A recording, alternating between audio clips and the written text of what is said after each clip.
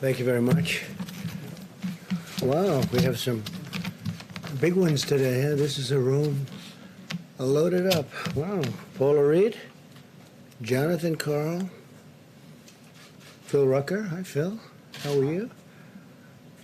Caitlin. We've got the All-Stars. A lot of All-Stars today. You too. You too. That's good. Well, that's fine.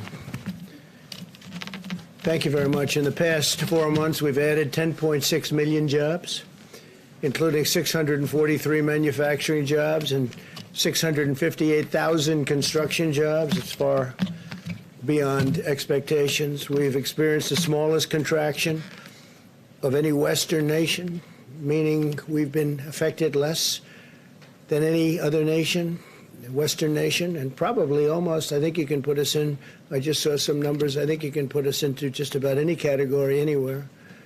And the fastest recovery by far, and that's anywhere. Nobody's recovered like we're recovering. If we followed Joe Biden's strategy, we'd shut down the entire country after just having set records on growth. And we also did have tremendous retail growth, as you probably noticed. We're witnessing the fastest labor market recovery from an economic crisis in our history. By contrast, the Obama-Biden administration had the slowest, weakest, and worst recovery in American history, as you know. We continue to make progress in our fight against the China virus. New weekly cases have declined by 44% since July.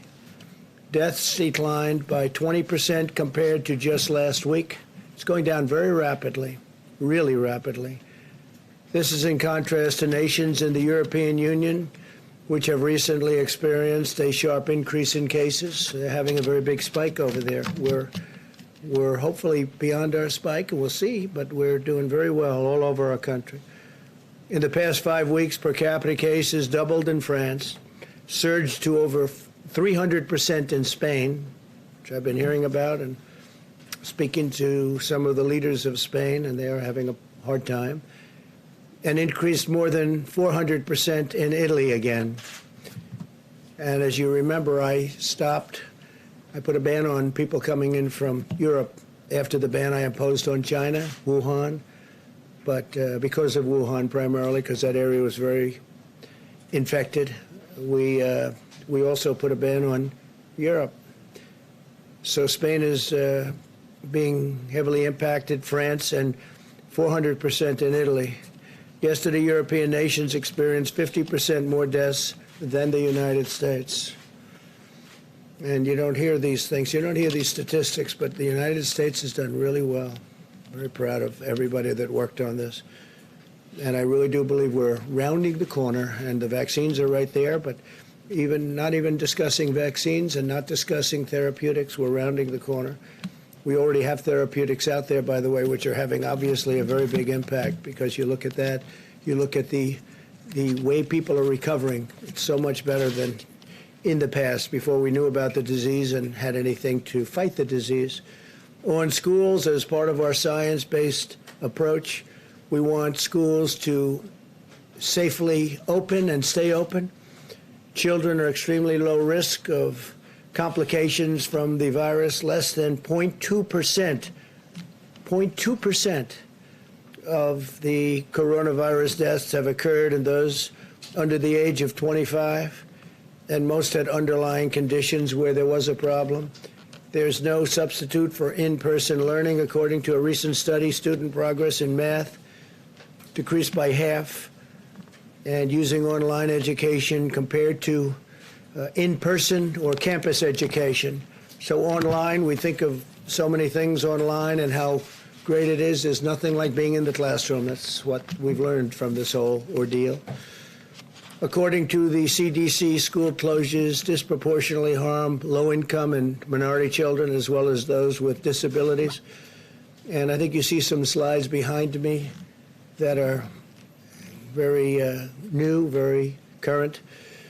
It's also crucial for colleges and universities to stay open, and we hope that they do indeed stay open. We want to see Big Ten football. We hope it's coming back. We have a lot of the colleges that we're talking about, they want to come back. We hope that Michigan agrees. We hope that, and I know the governor will have a lot to say about it. We hope she approves it. But we have a couple that Maryland's another one. We hope the governor puts a little pressure on so that we can have it. But I have a feeling they may do it. They may do it without having everybody, but I think they're going to have maybe Michigan, maybe Maryland. We have a couple of states that might not participate, but people are working very, very hard to get Big Ten football back, and I'm pushing it. And it'll be a great thing for our country, and the players and the coaches want to do it really badly. The players are missing. They only have so many years of this, and the players are missing a big opportunity, including the chance in some of the cases to have some of the best players, college players in our country. And they want to get into the NFL, and they want to make money in the NFL, and they're not going to be able to do that too easy if you don't get to see them play. It's much safer for students to live on campus, and low-risk young people would rather than the alternative. The alternative is no good than going home, spreading the virus to high-risk Americans. They want to be on campus. They want to go back to school, and the parents want them back in school, maybe more so than they want to be back in school. And they want them back safely, and they want to go back safely, but they have to go back. Based on the recent data from more than 20 colleges, not a single student who tested positive for the virus has been hospitalized. So that's a lot of people. That's a lot of students. Not one has been hospitalized. As we continue to follow the science-based approach to protect our people and vanquish the virus, Joe Biden continues to use the pandemic for political gain. Every time I see him, he starts talking about the pandemic. He's reading it off a teleprompter. I'm not allowed to use a teleprompter. Why is that, Phil? They ask questions, and he starts reading the teleprompter. He says, move the teleprompter a little bit closer, please. I don't know. I think if I did that, I'd be in big trouble. I think that would be the story of the year. When I took early action in January to ban the travel and all travel to and from China, the Democrats and Biden in particular called it xenophobic. You remember that? Joe was willing to sacrifice American lives to placate the radical left, open border extremists, and we saved tens of thousands of lives, probably hundreds of thousands of lives, and we saved millions of lives by doing the closing and now the opening the way we did it. Joe's decision to publicly attack the China ban proved he lacks the character or intelligence or instinct to do what is right. Now, Biden's launched a public campaign against the vaccine, which is so bad because we have some vaccines coming that are incredible. Scott was telling me about some of the things that are happening, and it's very exciting, Scott. Thank you for being here. But you don't want to have anything having to do with, for political purposes, being an anti-vaxxer. You don't want to be talking about the vaccines in a negative way, especially when you see the statistics that we're starting to see. They're incredible, actually. Biden's perfectly happy to endanger the lives of other people by doing something that he thinks is going to help him politically because his polls are getting very bad. They're getting very shaky. This was an election that was going to be very easy, very quick, and then the China virus came in, and I had to go back to work politically. Unfortunately, I had to devote more time politically than the other things we do, which are very important for our country. But I had to go back to work, and it looks like we're going up very rapidly, more rapidly than the media wants to admit. And Biden's had to go out. He's gotten out of his basement, and he's working. Let's see what happens. But we got to talk about how great these vaccines are, if in fact they're great. And I think you're going to see numbers that are going to be very, very impressive.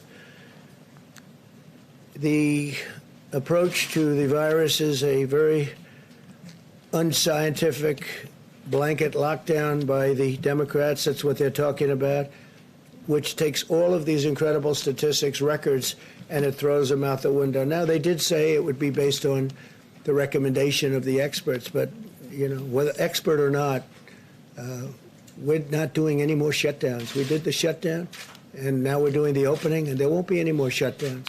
There could be a little section, a small section. We have a breakout, but we're not talking about shutdowns like they were talking about, depending on experts. We're not going to be doing that. The swine flu was a disaster. You remember when, not nearly as deadly, not the same world, but when Joe Biden was vice president, his failed approach to the swine flu was disastrous. He called it N1H1. It's actually H1N1. You know, you remember the H comes before the N, so it's sort of easy to remember, right? But Joe always calls it the opposite way. But call it the swine flu. It was disastrous.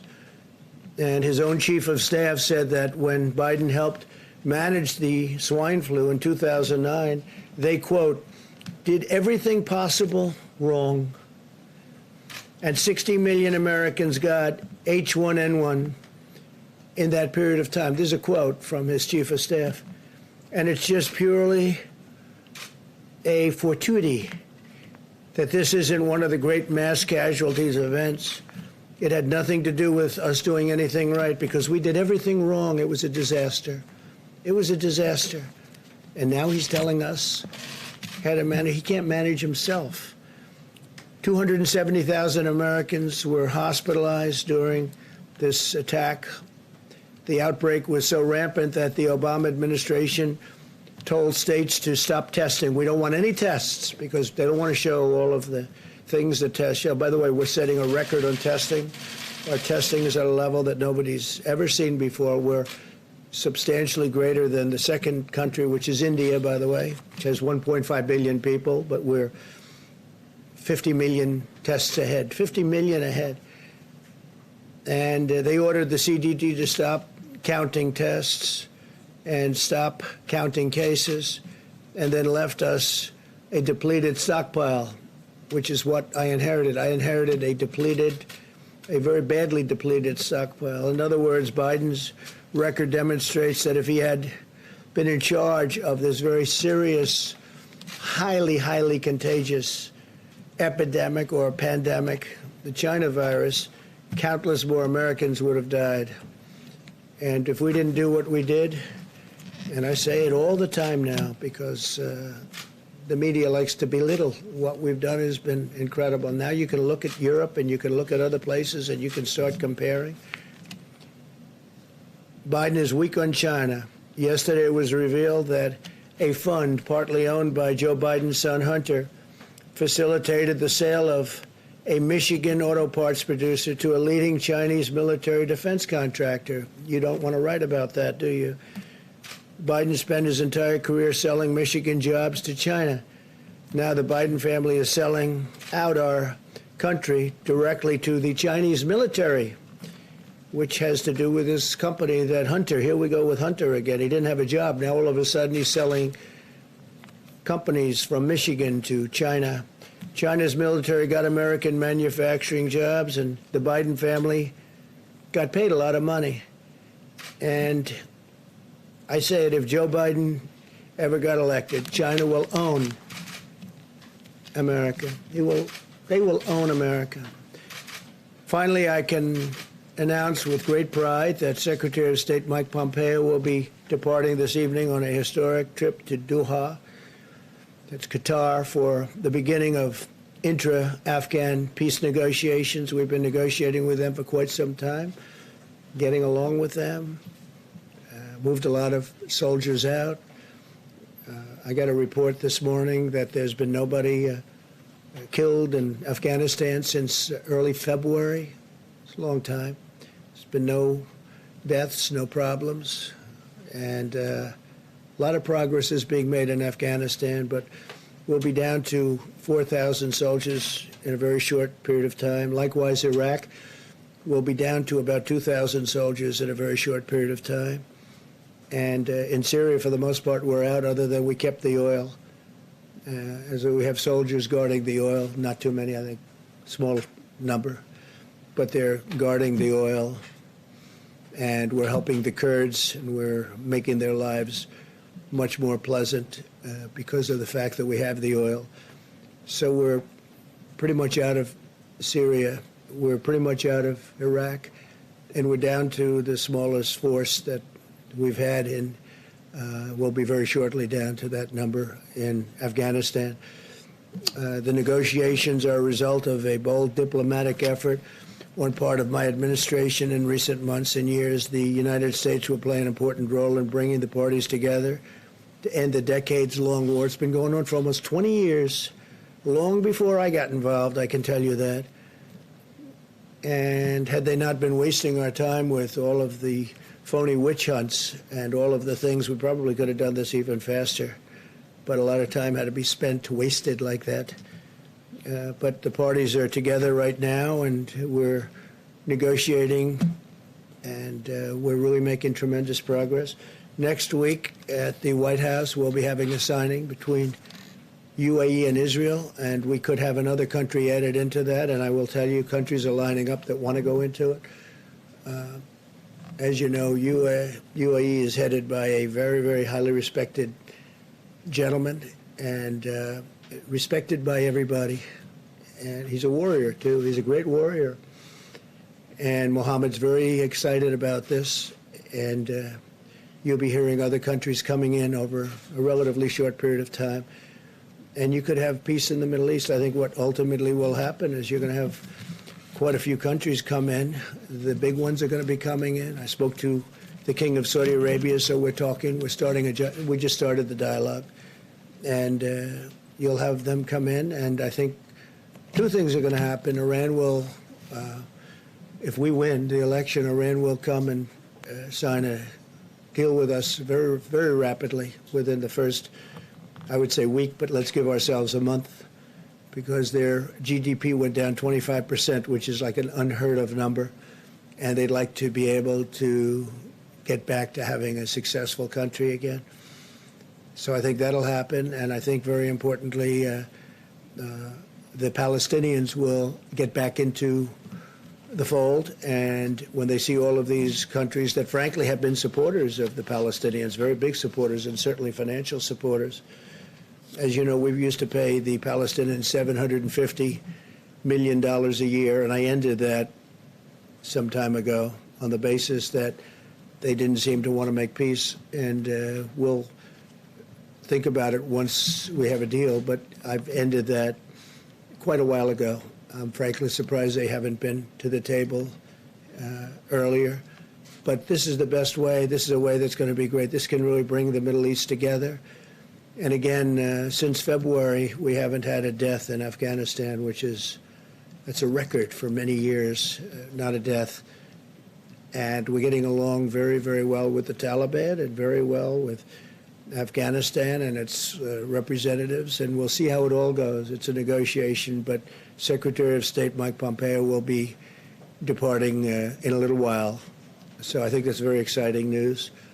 And a lot of people thought that my natural instinct is war. No, my natural instinct is actually peace. When we were on the debate stage, people used to say, will it be 1 week or 2 weeks before President Trump gets into a war? But that's not. I did rebuild our military. We have a military that $2.5 trillion, new jets and rockets and tanks and ships and a lot of things we have. We have the newest, best military we've ever had. So hopefully we won't have to use it. Our nuclear program has been put into gear like never before. And in particular, hopefully, we won't have to use that, because that's a whole new level of destruction, and we never want to. Just have to pray to God we never have to use that. All right, please, John. Yes, thank you, Mr. President. Why did you lie to the American people, and why should we trust what you have to say now? Such a terrible question, and the phraseology. I didn't lie. What I said is we have to be calm. We can't be panicked. I knew that the tapes were. These were a series of phone calls that we had, mostly phone calls. And Bob Woodward is somebody that I respect just from hearing the name for many, many years, not knowing too much about his work, not caring about his work. But I thought it would be interesting to talk to him for a period of, calls. So we did that. I don't know if it's good or bad. I don't even know if the book is good or bad. But certainly if he thought that was a bad statement, he would have reported it, because he thinks that, you don't want to have anybody that is going to suffer medically because of some fact. And he didn't report it because he didn't think it was bad. Nobody thought it was bad. Wait a minute. And your question, the way you phrase that is such a disgrace. It's a disgrace to ABC television network. It's a disgrace to your employer. And that's the answer. You ready? Because I love. Of course I didn't. Of course I didn't. Was deadlier than the flu, and then you went out and told the American public that this was just like the flu. Let me tell you something. You told We've had Woodward flu one thing and you years. told everybody else something else. No, and 5 times, right? 5 times. You ever hear the expression 5 times? We've had flu years where we lost 100,000 people. The flu is a very serious problem for this country also, and we've been losing them. Scott, what kind of a number have we lost over the years with flus? Into the hundreds of thousands. Well, I mean, the last 5 years have been something like 35 to 80,000 per year, every year, even with antiviral drugs and even with Flu is a very serious problem also. But just so you... This is worse than the most deadlier than the most strenuous flu. Okay. And then you went out and said it's just like the flu. What I went out and said is very simple. Listen, what I went out and said is very simple. I want to show a level of confidence, and I want to show strength as a leader, and I want to show that our country is going to be fine one way or the other. Whether we lose one person, we shouldn't lose any, because this shouldn't have happened. This is China's fault. This is nobody's fault but China. China should not have allowed it to happen. Whether you have one person, 180,000 people, or 2.5 or 3 million people, which it could have been very seriously if we didn't make the moves. And when you look at the opposition, where they said, oh, why did he put the ban on? Dr. Fauci said we saved hundreds of thousands of lives by putting the ban on China and then ultimately putting the ban on Europe. There was no lie here. What we're doing is we're leading, and we're leading in a proper way. And if, frankly, somebody else was leading it, they wouldn't have closed it. If you look at Nancy Pelosi, you look at Cuomo, you look at de Blasio, you look at Biden, months later they said there's no problem. They're talking about me. Months later. And before any statement was made, you have to remember, I put the ban on China. So obviously, outwardly, I said it's a very serious problem. And it's always a serious problem. That doesn't mean I'm going to jump up and down in the air and start saying, people are going to die, people are going to die. No, I'm not going to do that. We're going to get through this, and we're right now, I hope, really think we're rounding the final turn. And a lot of good things are happening with vaccines and with therapeutics. But there's no lying. And the way you asked that question is very disgraceful. Phil, go ahead, please. Go ahead. Yeah, I do think so. Mr. I think we did a President. great job. I think we did a great job. And the people that did such are generals, our admirals, Mike Pence, all of the people that have worked so hard. And now Dr. Atlas, and all of them, Dr. Fauci, Dr. Birx, they should be respected for the job they've done. So you won't And you downplay it haven't- again. You won't downplay it again, because you said you downplayed it. That's what you told me. All I'm doing is, no, I don't want to jump up and down and start screaming death, death, because that's not what it's about. We have to lead a country. We're leading a great country, and we're doing a great job. And the people that have done such a good job should be given the kind of credit that they deserve. We possibly have done the best jobs when you start looking at what we're doing with the vaccines and therapeutics and ventilators. We had no ventilators, John. We make thousands of ventilators now a month, and we're supplying them to the whole world. The job we've done is the best job. And don't give me any credit. Give the people that have done this the credit. They've done a great job. Yeah, Phil, go ahead. Yeah, Mr. President, you talked about the need to stay calm and not jump up and down and scare people. A lot of other world leaders were calm. German Chancellor Angela Merkel was very calm as she presented information to the German people so that they could stay safe and protect their families.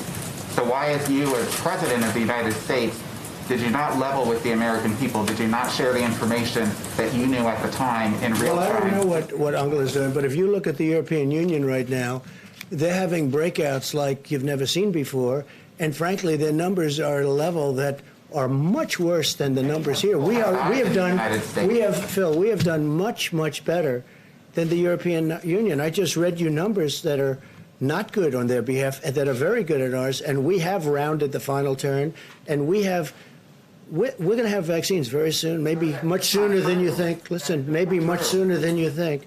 But we have done a phenomenal job. And the people that have done this job, including the American public that's had to put up with a lot, with the lockdowns and all of the things that they had to do, they have to be given credit. They have to be given credit. But you knew Please, this was go a ahead. deadly virus. You knew it was airborne. You knew on February 7th, you told Bob Woodward how it transferred from person to person in the air, how deadly it was. Why did you not come to the podium and Well, let me tell ask you this. people If what Bob happened? Woodward thought that was bad, because this is stuff that everyone knew, there's a report that I have here someplace where China said it was airborne earlier than the statements I made. People knew it was airborne. This was nothing. This was no big. When I say it was airborne, everybody knew it was airborne. This was no big I thing. know that in February. Well, read the reports. China came out with a statement that it was an airborne disease. I heard it was an airborne disease. I assumed it early on.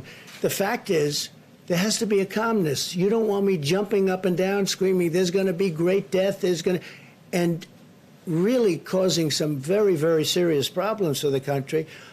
If Bob Woodward thought what I said was bad, then he should have immediately, right after I said it, gone out to the authorities so they can prepare and let him know. But he didn't think it was bad, and he said he didn't think it was bad.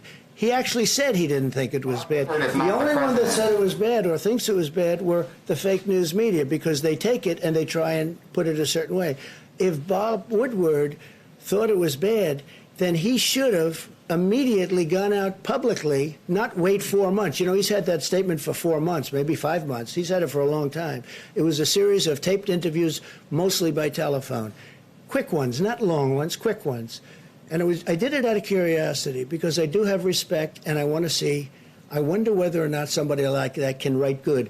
I don't think he can, but let's see what happens. Yeah, please. Thank you, Mr. President. We're just about 50 days out from the election, and we haven't seen a lot out of the Durham investigation yet. Yeah. Where is that? And do you have confidence in the investigation? Well, I can't tell you that yet. I have to see. I'm not involved in it. I purposely stayed uninvolved. I'm, I guess, considered the chief law enforcement officer of the country. I could be involved if I wanted to. I thought it would be better if I wasn't. I think it's better if our great Attorney General handled it. He has Durham, who is a very, very respected man, and we're going to see what it is. I can't tell you that. I can tell you this. I can tell you this. They lied. They cheated. They leaked. They got caught. They spied on my campaign.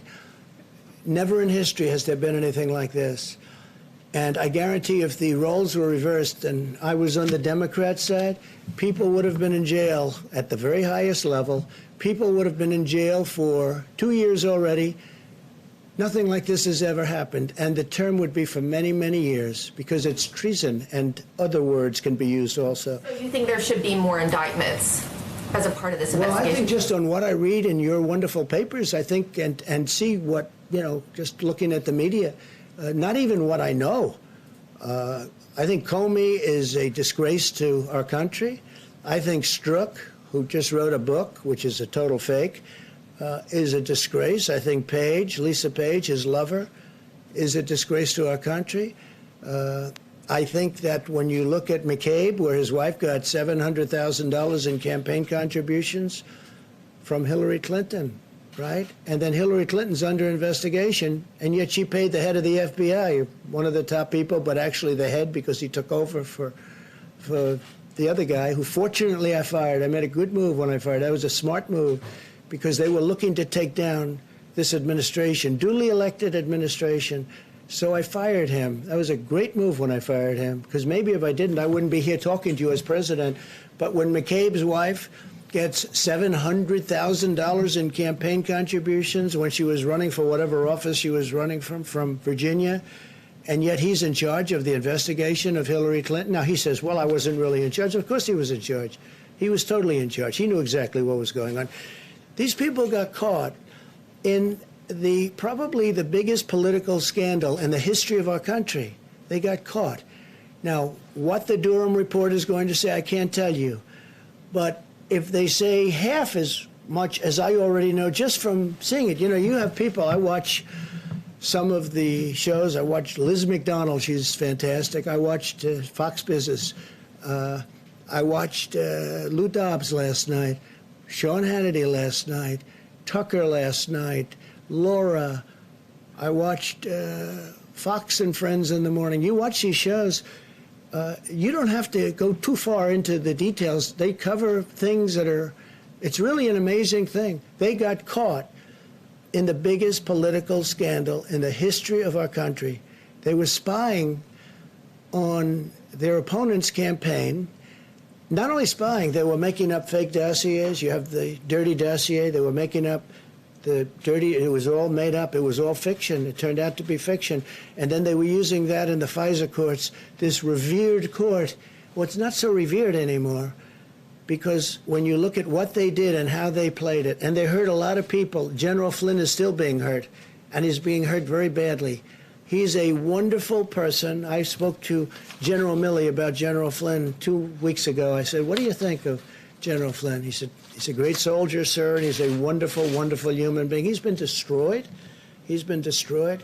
No, I think that this, without knowing anything about what Durham is going to release, the Durham report, we'll call it, or maybe it's going to be more than a report. Maybe it's going to be much more than a report. I don't know. Maybe it's a report, or maybe it's much more than that. But when I look at the things that everybody in this room knows just from reading about it from yourselves back and forth, I think it's a disgrace to our country. And I think if people don't pay a very, very substantial price, it'll happen again. And this should never, ever happen to another president. Thank you very much. Thank you, everybody. Do you understand that you saying it's airborne is different than China saying it's airborne? Where's your correct, healthcare plan, Mr. President? Mr. President, please take more questions.